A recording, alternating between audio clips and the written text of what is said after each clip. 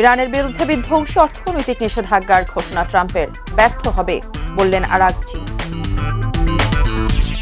কলকাতায় অগ্নিকাণ্ড, হোটেলের ইজারাদার গ্রেপ্তার, জিজ্ঞাসাবাদের জন্য আটক 2। রাত খরকিয়েভে রুশ ব্যালিস্টিক ক্ষেপণাস্ত্র হামলা, অন্তত 13 জন নিহত।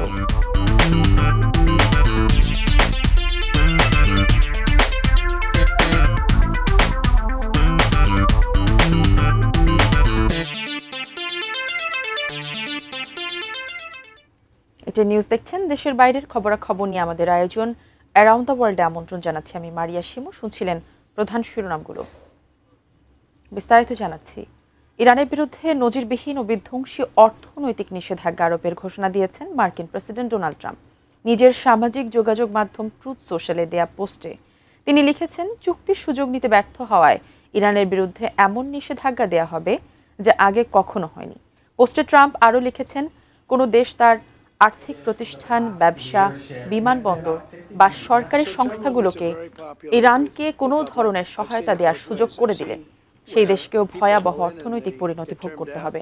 যুক্তরাষ্ট্র ইতিমধ্যে ইরানের তেল, জাহাজ চলাচল এবং আর্থিক খাতের ওপর ব্যাপক নিষেধাজ্ঞা আরোপ করেছে, যার লক্ষ্য জ্বালানি রপ্তানি থেকে তেহরানের আয় বন্ধ করে দেয়া।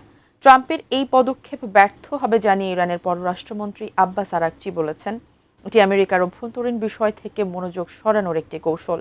সতর্ক করে বলেছেন, এই তথাকথিত অর্থনৈতিক নিষেধাজ্ঞা ওয়াশিংটনের জন্য কেবল আরও পরাজয়ই ডেকে আনবে।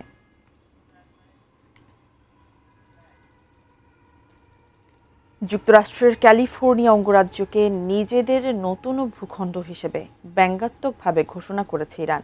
ভারতে অবস্থিত ইরানের হায়দ্রাবাদ মিশনের অফিসিয়াল এক্স অ্যাকাউন্টে যুক্তরাষ্ট্রের একটি মানচিত্র পোস্ট করা হয়। সেখানে ক্যালিফোর্নিয়াকে নীল রঙে চিহ্নিত করে লেখা হয়, ইসলামিক রিপাবলিক অব ইরানের নতুন ভূখণ্ড। ইরানের বাইরে ক্যালিফোর্নিয়ার লস অ্যাঞ্জেলেসেই সবচেয়ে বেশি ইরানি বংশোদ্ভূত মানুষের বসবাস। আনুমানিক 1,41,000 ইরানি আমেরিকান বসবাস করেন লস অ্যাঞ্জেলেস কাউন্টিতে। এ কারণে শহরের ওয়েস্টউড এলাকা তেহরানজেলেস নামে পরিচিত ইরানি প্রবাসীদের কাছে। এর আগে হরমুজ প্রণালীর একটি মানচিত্র পোস্ট করে সেটিকে নিউ ইউএস টেরিটরি হিসেবে উল্লেখ করেন মার্কিন প্রেসিডেন্ট ট্রাম্প। তার ওই ব্যঙ্গাত্মক পোস্টের জবাবেই ক্যালিফোর্নিয়াকে পাল্টা নিজেদের নতুন ভূখণ্ড হিসেবে দেখিয়ে পোস্ট করে ইরান।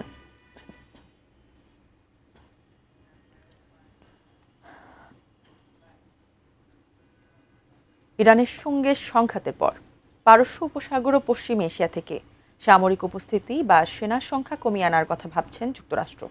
ইরানের ড্রোন ও ক্ষেপণাস্ত্র হামলায় মধ্যপ্রাচ্যে মার্কিন ঘাঁটিগুলো ব্যাপক ক্ষতিগ্রস্ত হওয়ায় এবং এগুলো নিরাপত্তা নিয়ে ঝুঁকি তৈরি হওয়ায় এই পদক্ষেপ নেওয়ার কথা ভাবা হচ্ছে।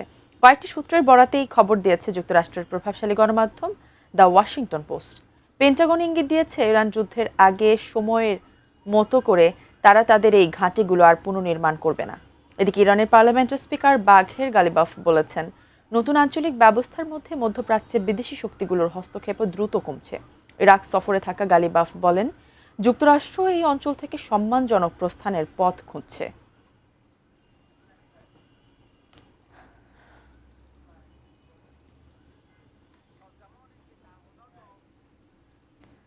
মার্কিন ট্রেজারি বিভাগ জানিয়েছে, প্রথমবারের মতো যুক্তরাষ্ট্রের জাতীয় ঋণ 40 ট্রিলিয়ন বা 40 লাখ কোটি ডলার ছাড়িয়ে গেছে। এতে দেশটি বড় ধরনের রাজস্ব ও ঋণ সংকটের দিকে এগোচ্ছে বলে ধারণা করা হচ্ছে। কারণ সামাজিক নিরাপত্তা কর্মসূচি ও ঋণের সুদ পরিশোধের খরচ দ্রুত বাড়ছে, অথচ কর কমানোর কারণে রাজস্ব সেই হারে বাড়ছে না। মার্কিন ট্রেজারি বিভাগের সর্বশেষ দৈনিক নগদ ও ঋণ হিসাব অনুযায়ী মঙ্গলবার পর্যন্ত যুক্তরাষ্ট্র সরকারের মোট বকেয়া ঋণের পরিমাণ 40.047 ট্রিলিয়ন ডলার। এক দশকের কম সময়ে যুক্তরাষ্ট্র সরকারের ঋণ দ্বিগুণের বেশি হয়েছে। ট্রাম্পের প্রথম মেয়াদে যুক্তরাষ্ট্রের সরকারি ঋণ বেড়েছিল 7.8 ট্রিলিয়ন ডলার। তিনি দ্বিতীয়বার দায়িত্ব নেওয়ার পর থেকে ঋণ আরও 3.8 ট্রিলিয়ন ডলার বেড়েছে।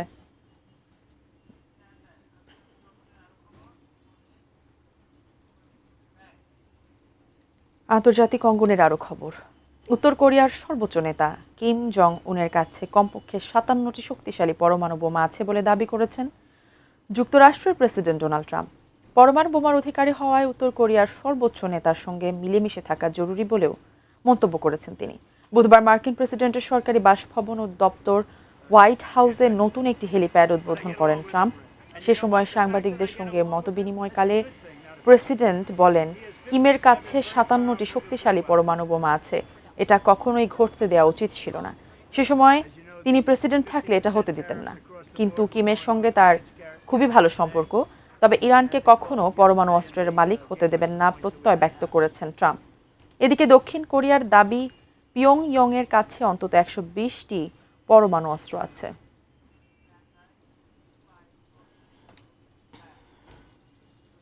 কলকাতায় অগ্নিকাণ্ডের ঘটনায় হোটেলটির ইজারাদার আবু জাফরকে গ্রেপ্তার করেছে পুলিশ।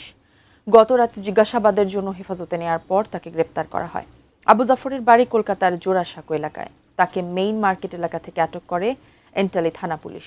আগুনের ঘটনার পর হোটেলটির পরিচালনা ব্যবস্থা, লিজ সংক্রান্ত নথি ও অগ্নি নিরাপত্তা ব্যবস্থা খতিয়ে দেখছেন তদন্তকারীরা। তদন্তে আবু জাফরের ভূমিকা সামনে আসায় তাকে গ্রেপ্তার করা হয়। তদন্তের স্বার্থে আরও ২ হোটেল কর্মীকে আটক করে জিজ্ঞাসাবাদ করা হচ্ছে। তাদের একজন পাশের জাপন হোটেলের ব্যবস্থাপক এবং অন্যজন ওই হোটেলের কর্মী।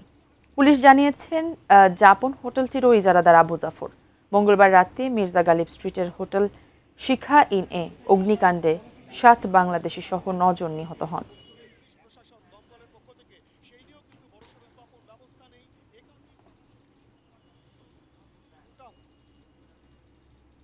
ইউক্রেনের রাজধানী কিয়েভ ও আশেপাশের এলাকায় রাতভর ব্যাপক ক্ষেপণাস্ত্র হামলা চালিয়েছে রাশিয়া। এতে অন্তত ১৩ জন নিহত, ৪০ জন আহত হয়েছেন। বৃহস্পতিবার ভোরের হামলায় বহুতল আবাসিক ভবন ও গুদাম ঘরকে লক্ষ্যবস্তু করা হয়। ধ্বংসস্তূপে আটকে পড়া একজনকে জীবিত উদ্ধার করা হয়েছে। আরও কেউ আটকে আছেন কিনা তা খুঁজে দেখতে উদ্ধার কাজ চলছে। কিয়েভের মেয়র জানান, হামলায় একটি শিশু হাসপাতাল ক্ষতিগ্রস্ত হয়েছে। এছাড়া কয়েকটি গাড়িতে আগুন ধরে যায়। শহরের দক্ষিণ পশ্চিমে সোলোমিয়াস্কি জেলায় একটি শিল্প এলাকাতেও ক্ষেপণাস্ত্র হামলা চালানো হয়েছে। কিয়েভের গভর্নর জানান, ব্রোভারিস্কি জেলায় হামলায় একজন নিহত ও আরেকজন আহত হয়েছেন। রাতভর হামলায় হাজার হাজার বাড়ি ও স্থাপনা বিদ্যুৎ বিচ্ছিন্ন হয়ে পড়ে। এতে কিয়েভ অঞ্চলের কিছু এলাকা অন্ধকারে ডুবে যায়।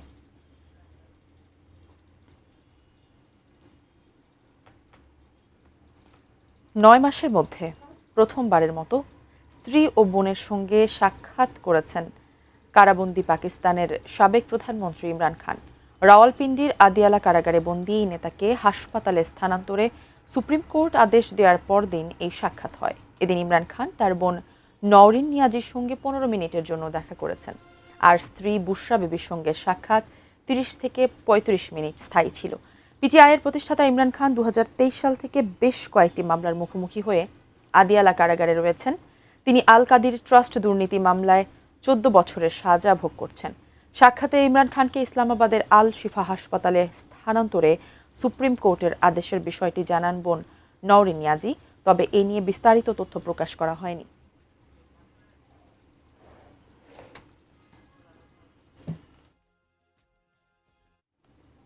অ্যারাউন্ড দ্য ওয়ার্ল্ডে নিচ্ছে একটি বিরতি। বিরতির পর আরও যা থাকছে। মধ্য আফ্রিকায় স্বর্ণ খনি ধসে ১০৭ জনের প্রাণহানি এবং কেনিয়ায় হেলিকপ্টার বিধ্বস্ত, ৫ মার্কিন নাগরিক সহ ইকুয়েডরের গোয়েন্দা প্রধান নিহত।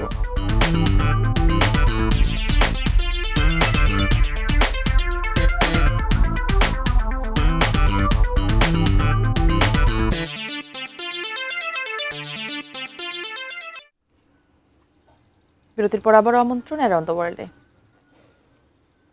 মধ্য আফ্রিকান প্রজাতন্ত্রে একটি সোনার খনিতে ভূমি ধসে শতাধিক মানুষের মৃত্যু হয়েছে, আহত হয়েছেন আরও অনেকে। দেশটির পশ্চিমাঞ্চলে জাম্বো এলাকায় ক্যামেরুন সীমান্তের কাছে দুর্ঘটনা ঘটে। এখন পর্যন্ত ধসে পড়া স্তূপ থেকে ১৬০টি মৃতদেহ উদ্ধার করা হয়েছে। উদ্ধার হওয়া এক খনি শ্রমিক জানান, মাটি পুরোপুরি ধসে বহু মানুষ চাপা পড়েছেন। এখনও অনেকে আটকা রয়েছেন, তাদের উদ্ধারে তৎপরতা চলছে। মৃতের সংখ্যা বাড়তে পারে বলে আশঙ্কা করছে স্থানীয় কর্তৃপক্ষ। ক্যামেরুনের এক কর্মকর্তা জানান, নিহতদের মধ্যে অন্তত ৩ জন ক্যামেরুনের নাগরিক রয়েছেন। স্থানীয় কর্তৃপক্ষ ঘটনাটির তদন্ত শুরু করেছে। দেশটির সরকারের পক্ষ থেকে জানানো হয়েছে, শ্রমিকরা কাজ করার সময় কয়েকটি ভূগর্ভস্থ সুড়ঙ্গ ভেঙে পড়া এই ধসের ঘটনা ঘটে থাকতে পারে।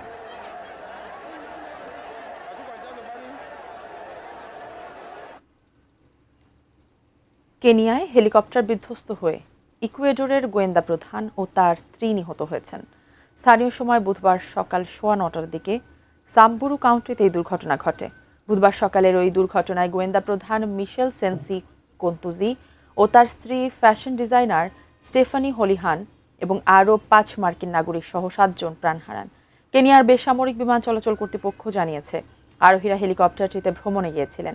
2024 সালে নিয়োগ পাওয়া 42 বছর বয়সী সেন্সি কন্তুজির মৃত্যুর বিষয়ে বিস্তারিত কিছু জানায়নি ইকুয়েডর। তবে সরকারের পক্ষ থেকে গোয়েন্দা প্রধানের মৃত্যুতে শোক প্রকাশ করেছে দেশটির প্রেসিডেন্টের কার্যালয়। দুর্ঘটনায় নিহত মার্কিনীদের মধ্যে একজন এনবিসি ইউনিভার্সালের সাংবাদিক হোসে আলবের্তো সুয়ারেজ, অন্য 4 মার্কিন নাগরিকের পরিচয়ে জানা যায়নি।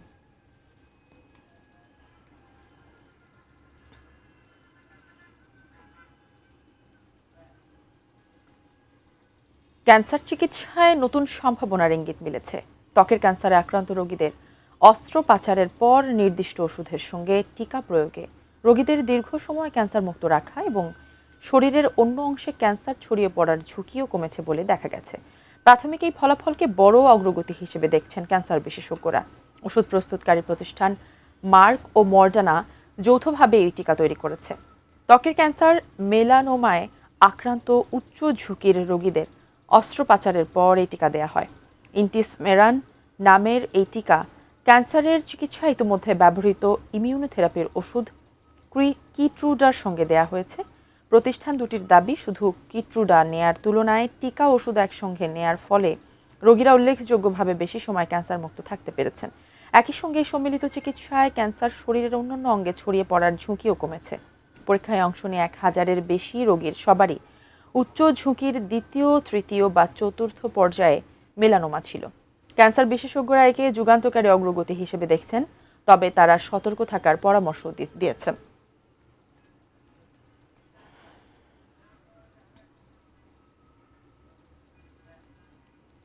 অ্যারাউন্ড দ্য ওয়ার্ল্ডে নিচ্ছে আরও একটি বিরতির সঙ্গেই থাকুন।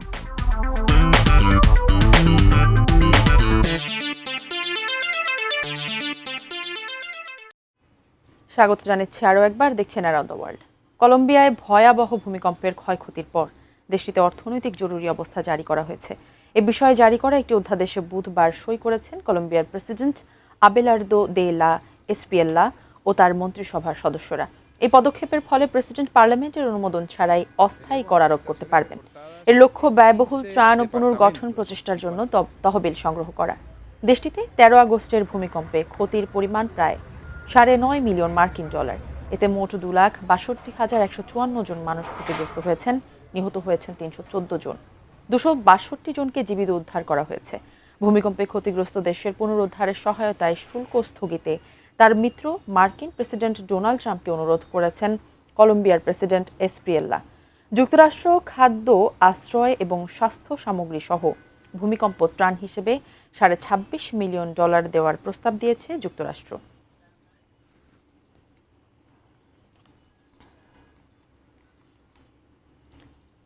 ট্রাফিক নিয়ন্ত্রণে সড়কে রোবট পুলিশ মোতায়েন করেছে চীন। চাকার উপর ভর করে রোবটগুলো ট্রাফিক নির্দেশনা দেয়। হাংচৌ শহরের একটি ব্যস্ত মোড়ে 1.88 মিটার দীর্ঘ এবং 98 কেজি ওজনের T2 রোবট দায়িত্ব পালন করছেন। স্থানীয় প্রযুক্তি প্রতিষ্ঠান সাবকন ইনফরমেশন এটি তৈরি করেছে। ক্যামেরার মাধ্যমে হেলমেটবিহীন বাইকার, অতিরিক্ত যাত্রী বহনকারী বাইক এবং সংকেত অমান্যকারীদের চিহ্নিত করে রোবটটি বিনয়ের সঙ্গে সতর্কবার্তা প্রদান করে। এটি তার মেকানিক্যাল হাত দিয়ে ট্রাফিক সিগন্যালের সঙ্গে সামঞ্জস্য রেখে সংকেত দেয়। এছাড়া সাধারণ মানুষের ট্রাফিক সংক্রান্ত প্রশ্নের উত্তর দেয়। এতে থাকা জরুরি বোতাম চেপে স্থানীয় পুলিশের সঙ্গে সংযোগ স্থাপন করা সম্ভব। গত মে মাস থেকে হাংচৌ শহরে 15টি রোবট দিয়ে পরীক্ষা করা হচ্ছে। এতে সড়ক অপরাধ 40% কমেছে।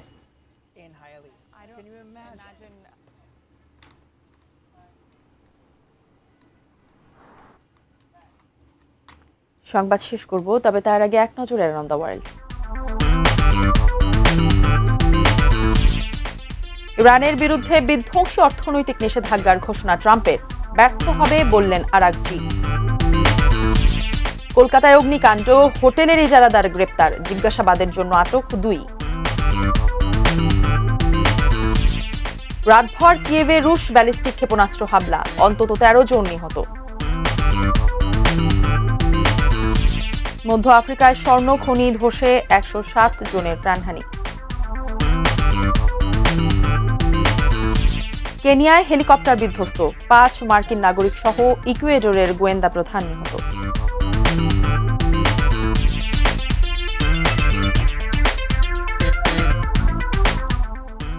দর্শক, এই ছিল অ্যারাউন্ড দ্য ওয়ার্ল্ডের সর্বশেষ। এতক্ষণ আমাদের সঙ্গে থাকার জন্য ধন্যবাদ সবাইকে।